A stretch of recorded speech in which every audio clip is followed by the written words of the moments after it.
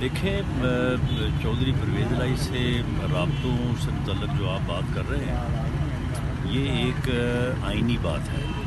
अगर चौधरी परवेज़ इलाही साहब as chief minister दुहाई दे रहे हैं कि 99% लोग असम्बलियाँ तोड़ने के हक़ में नहीं हैं, तो फिर अदम इत्माद नहीं आएगा तो फिर और क्या आएगा?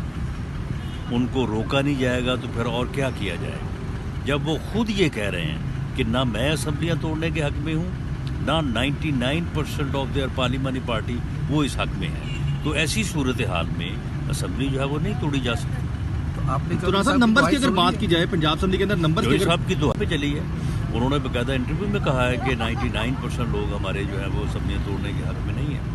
अब एक पागल आदमी, एक अहम एक इंसान जो है वो पीटीआई को भी हादसे से दो चार कर रहा है, पंजाब गवर्नमेंट को भी हादसे से दो चार कर रहा है, सिस्टम को भी कर रहा है। तो इस पागल इंसान का इदराक किया जाना चाहिए और इस वक्त कौम में, अदारों में, हर जगह पे ये कंसेंसस है कि इस पागल आदमी को रोका जाए, वरना ये इस मुल्क को किसी हादसे से दो चार कर देगा। आरटीओ आई है, सुनी आपने?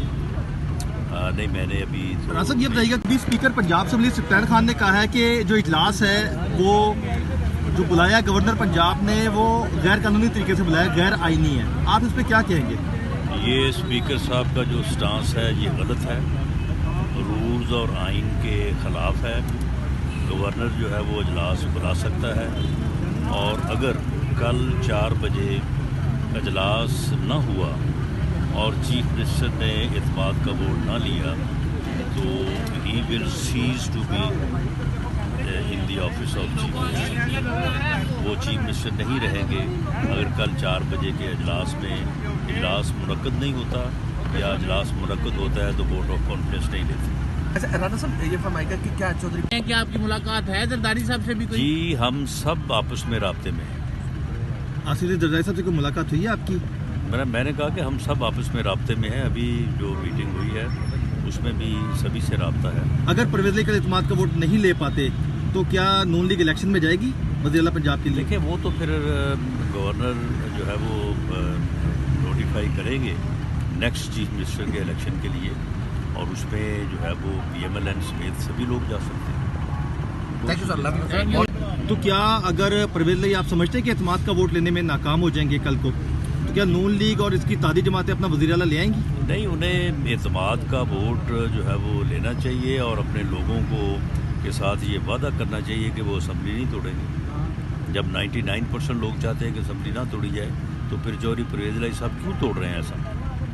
ठीक है, thank you sir. Thank you.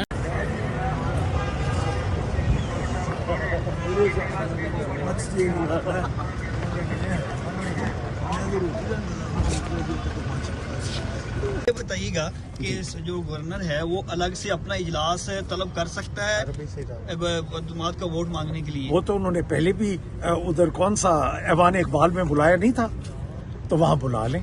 तो देखें, ऐवान इकबाल में अब कैसे बुलाएंगे?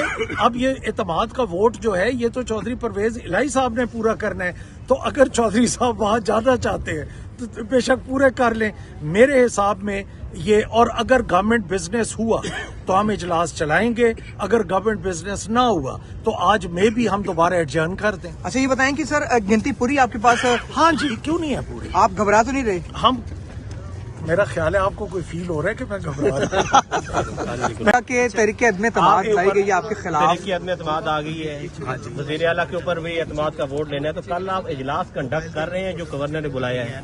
देखें, पहली बात तो ये है कि मैं अब भी बड़े बावसूख अंदाज में कह रहा हूँ कि हमने इजलास जो था वो हमने प्रोरोग नहीं किया था बल्कि एडजर्न किया था। एडजर्न, आप सारे माशाल्लाह समझदार हैं कि हाउस इन ऑर्डर है और हाउस चल रहे हैं, तो इसके ऊपर गवर्नर साहब ने ये जो रात ये ऑर्डर किया है, मैं इसको इल्लीगल समझता हूँ और मैं इसको ठीक नहीं समझता। जो आइन की इंटरप्रिटेशन है या हमारे रूल्स प्रोसीजर हैं 1997 के प्रोविंशियल असेंबली के, तो जब इजलास एक और उनका जो सेशन था वो 41 था, 41वां, हमने वो ख़त्म करके 42वां शुरू किया है। और ये प्योरली स्पीकर ने बुलवाया है। ऑनरेबल स्पीकर के ये इख्तियारात हैं, ऑनरेबल गवर्नर के ये इख्तियारात नहीं है। और मेरी